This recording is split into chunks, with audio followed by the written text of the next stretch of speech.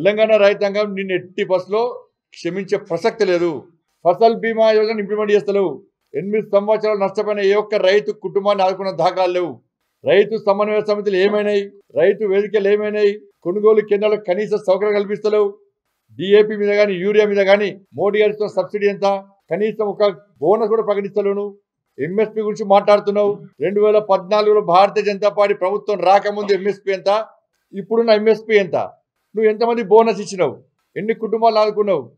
ఇక్కడ చనిపోయిన రైతులకు మాత్రం కనీసం పట్టించుకుంటావు. నువ్వు అక్కడిక్కడ పంజాబ్లో పోయి అక్కడ చెల్లని చెక్కులు ఇచ్చి చీ అనుకున్న విధంగా నువ్వు తెలంగాణ సమాజాన్ని మొత్తం తెలంగాణ యొక్క పేరునే నాశనం చేసినటువంటి మూర్ఖుడు నువ్వు. ఒక రాష్ట్ర ముఖ్యమంత్రి చేతుల్లో చెక్కులు చెల్లలేదంటే ఇంతకంటే సిగ్గుచాటు ఇంకోటి కాదు. మీరు టీఎంసీలకే సంతకం పెట్టావు. అప్పుడున్న ముఖ్యమంత్రితో కుమ్మక్కై పైసలు చంపినావు. అప్పుడు 299 టీఎంసీలకే ఒప్పుకున్నప్పుడు సంతకం పెట్టినావు. అగ్రిమెంట్ మీద మొత్తం పేపర్లు అన్ని బాజాబ్తా నేనే బయట పెట్టినా. నువ్వు నీతో పడసిన నీ అల్లుడు పోయాడా చేసిన ఘనకార్యాన్ని మొత్తం పేపర్లతో సహా ఆధార్ నేనే బయట పెట్టినా. కనీసం దాన్ని స్పందిస్తలేవు. పక్క రాష్ట్రమైన మొత్తం పోజడమే మొత్తము ప్రాజెక్టు మొత్తం నీళ్ళని చంపబోతున్నావు. దాని మీద మాట్లాడవు. వాళ్ళ మిలిచి తలకాయ కూర కాలకూర షోరో పెట్టి వాళ్ళని అలుముకుంటావు. తెలంగాణ రాష్ట్రం తర్వాత అన్యాయం గురించి మాట్లాడవు. కాళేశ్వరాన్ని కట్టినావు. ఉన్న మోటార్లు మునిపోయినాయి. ఒక్క ఎకరానికి అదనంగా నీళ్ళు ఇయ్యలే.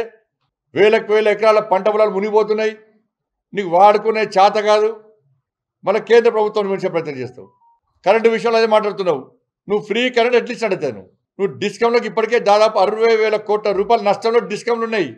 ప్రభుత్వ కార్యాలయం నుంచి దాదాపు 20 కోట్ల తర్వాత వస్తే పరిస్థితి ఇప్పటివరకు. అంతకుముందు ఇంటర్మీడియట్ విద్యార్థులు ఆత్మహత్య చేసుకున్నారు. 10th క్లాస్ పరీక్షలు నిర్వహించలేవు చేతగా నువ్వు. 10th క్లాస్ ఇంటర్మీడియట్ పరీక్షలు కూడా నిర్వహించే చేతన అయితే లేదు. దానిలో కూడా పైసలు చంపుడు మొదలుపెట్టినావు. గ్లోబల్ సంస్థ మీద ఏం చర్య తీసుకున్నావు నువ్వు? ఎంక్వైరీ రిపోర్ట్ ఏమైంది? ఎవరి మీద చర్య తీసుకున్నావు? అంతమంది విద్యార్థులు చిన్న పసిపాపల ఆత్మహత్యల కారకుడు ఎవడు? ఏం చర్య తీసుకున్నావు వారి మీద?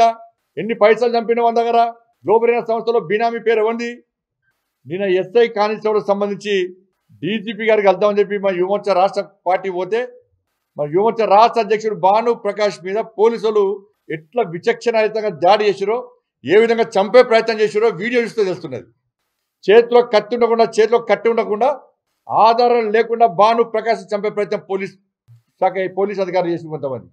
భాను ప్రకాష్ ఉద్యమాలు చేస్తూ